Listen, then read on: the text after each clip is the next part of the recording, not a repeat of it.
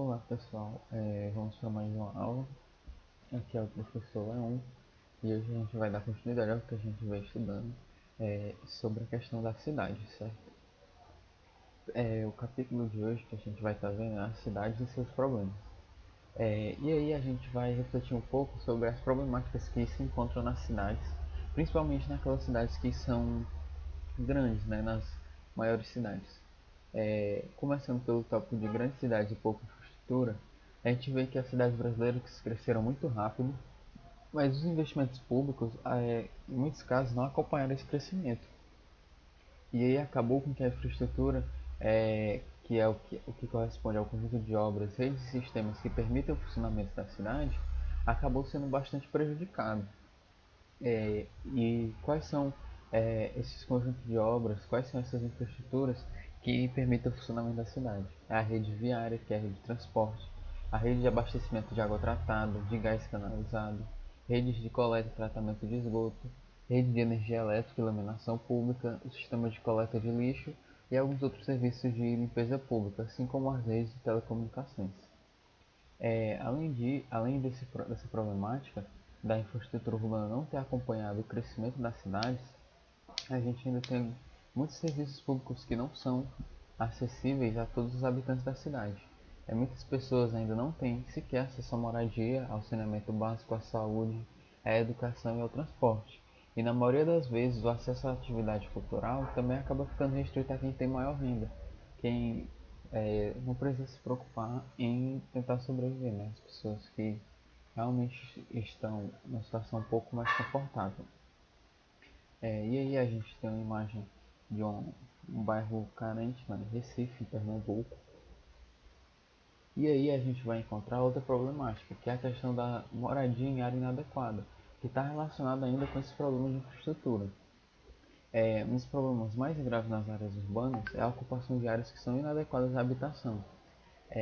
Por vezes, alugar ou comprar uma casa em bairros mais centrais, ou mesmo na parte mais periférica das grandes cidades, tem um custo muito alto para a população de baixa renda. E é por isso que muitas pessoas que não têm condições de arcar com esses custos acabam construindo suas moradias em terrenos mais baratos, com infraestrutura precária e que são muito distantes das áreas centrais.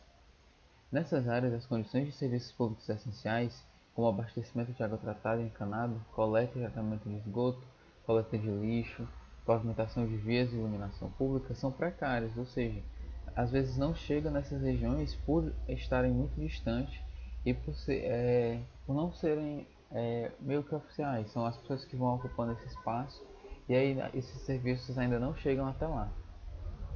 Além disso, também as pessoas que vivem nessas áreas inadequadas ficam sujeitas a alguns problemas relacionados com a natureza, como o deslizamento de terra, que tem aí na imagem para vocês verem, e que durante um tempo aconteceu alguns acidentes, tanto em São Paulo como no Rio de Janeiro, que talvez vocês tenham chegado a ver pela televisão, desse deslizamento de terra que provoca grandes acidentes, ou mesmo de alagamentos e inundações, que a gente tem um exemplo dessa casa aí que foi construída ao lado de um córrego e que ele é bastante poluído, né? E além de atrapalhar a vida das pessoas, elas correm muito risco, porque essas áreas são inadequadas.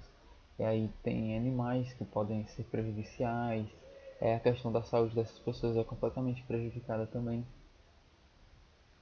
E aí, para a gente já ir se encaminhando para o finalzinho da cidade e seus problemas, a gente vai observar um pouco dos problemas que a gente encontra no transporte público. A maior parte da população precisa do transporte público para ir trabalhar, para ir à escola, ou então mesmo para fazer as compras. Mas muitas vezes esse deslocamento não é fácil. Vamos ver agora alguns dos problemas que a população enfrenta ao utilizar esse transporte público, principalmente nas grandes cidades. Por vezes acontece de um número reduzido de ônibus e de trens estar em circulação para atender o grande número de passageiros, e aí nos horários de pico, que são os períodos dos dias em que há mais pessoas e veículos circulando pelas ruas, indo ou voltando para algum lugar, e aí os trens, os ônibus e os metrôs nesses horários de pico acabam circulando mais lotados, né? Isso causa desconforto não é, e é problemático, né, que a gente tenha esse tipo de situação. Além disso, faltam linhas de ônibus, de trens e de metrôs que interligam os mais diversos locais da cidade. Às vezes as pessoas não conseguem chegar, elas precisam pagar mais de um ônibus, mais de um ônibus ou um trem para conseguir chegar a algum lugar. Isso se deve à falta de planejamento. Também o preço elevado das passagens de transporte público na maior parte das cidades e que a cada ano isso vem aumentando, dificultando cada vez mais a vida dos trabalhadores, e o congestionamento nas principais ruas e avenidas das cidades, que ocorre devido ao excesso de veículos, o que contribui para a demora ainda maior na circulação de ônibus e aumentam consideravelmente o tempo das viagens. Hoje a aula foi bem curtinha, era mais isso mesmo que a gente tinha para ver. Espero que vocês tenham compreendido, agradeço por terem assistido e até a próxima aula. Um grande abraço a todos e se cuidem.